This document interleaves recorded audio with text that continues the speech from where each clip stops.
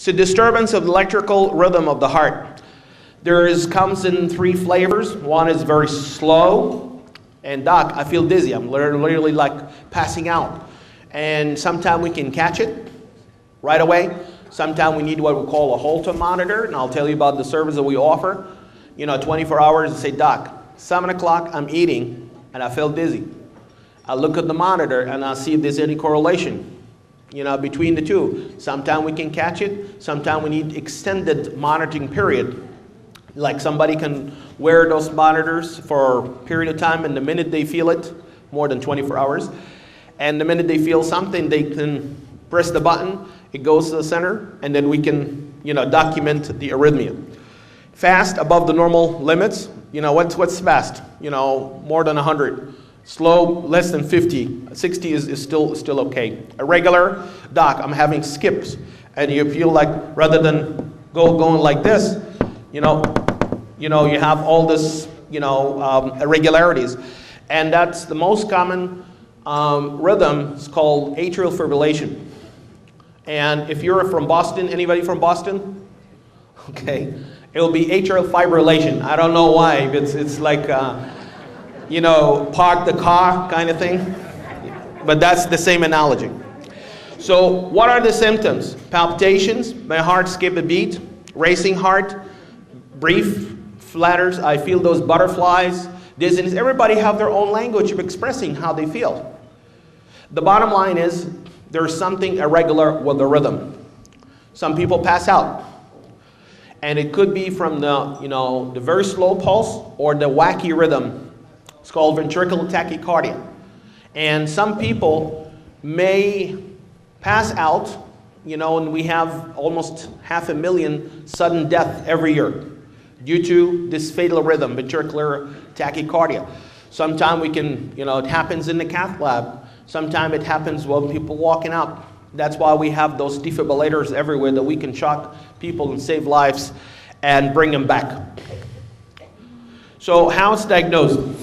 And I have a couple of friends, here from the industry, and we always have our annual health fair, usually in the fall, and the chamber mixer in March, to help people to see what's this. I can actually show what's this defibrillator. It's put under the skin. It is the fear of what you don't know, but once you know, it becomes a piece of cake. Whatever procedure it is, whatever it is. Now with the advent of technology, there's no, excuse for people not to know, because it's one click away, and I'll try to put as much data so that you feel comfortable with everything that's being done. It's done only to help you and nothing else. It's done to serve the patient, do justice to the patient, and to prolong life, prevent death, prevent, heart failure, and improve the quality of life.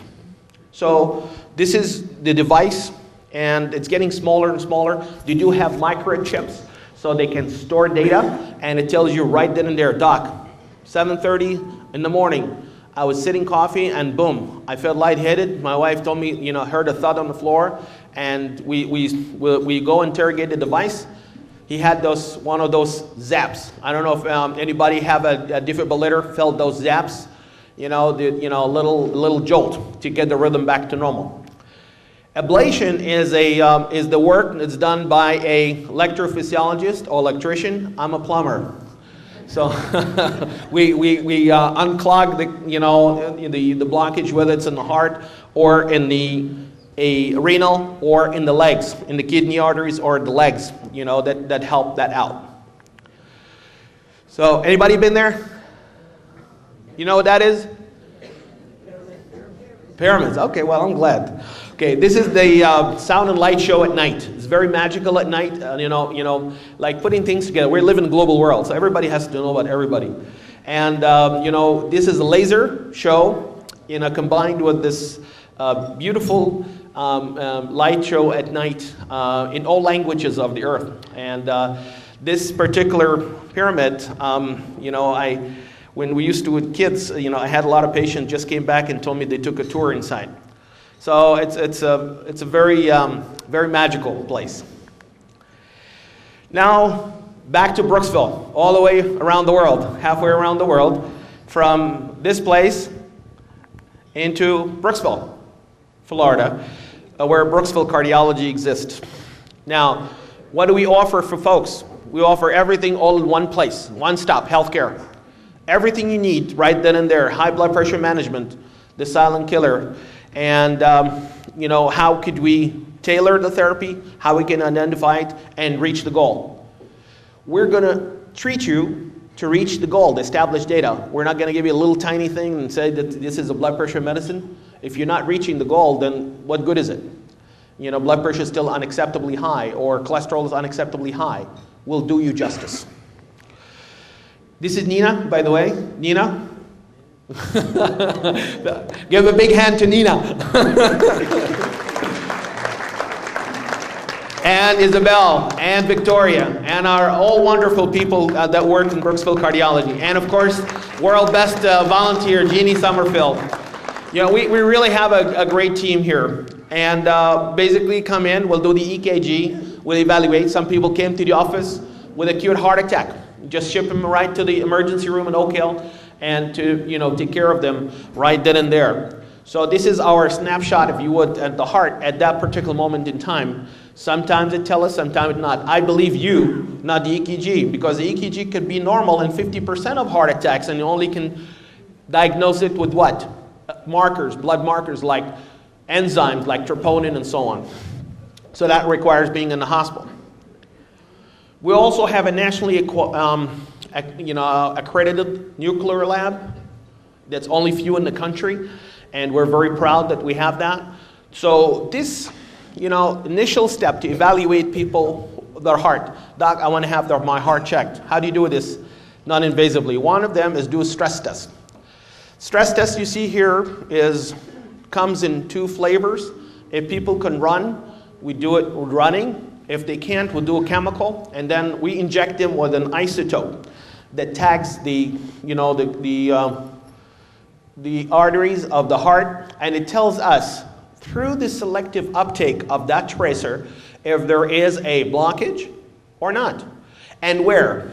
Now, for young folks like yourself, like I said, the stress test in about 5 to 10% of people could be normal. And that's the art of medicine, you know, and seeing thousands of them and treating thousands of patients. The pictures can be absolutely normal. But the patient, doc, I have angina. Every time I go and dance with my wife, I have to stop. And I just had recently a patient like that who ended up have all the arteries of the heart blocked. You know, 5 of them, you know. So don't wait that late. And then I'm not saying, you know, we have to put everything in perspective, and that's the art. Yes, it's normal, but you know what? I believe the patient. The patient's telling me, doc, I need help. And that's why we should go. And this is the time where we can do a lot of good and intervene early before a damage can happen to the heart muscle. So this is very important. We have done, you know, I think we're very proud of our job that everybody goes into what's called cardiac catheterization. If it's abnormal, you know, have very high likelihood within the national average of detecting heart disease and then helping them with whatever they need, whether, you know, medications or a stent or an angioplasty. And I did a lot of work 15 years ago in New York City and in Connecticut on the initial work of that get the FDA approval for stents. And we did what we call local drug delivery concept, where the coating inside the stent, you put medication in there that will prevent the scar tissue formation that will lead to the blockage coming back in the old days when we just had a balloon angioplasty.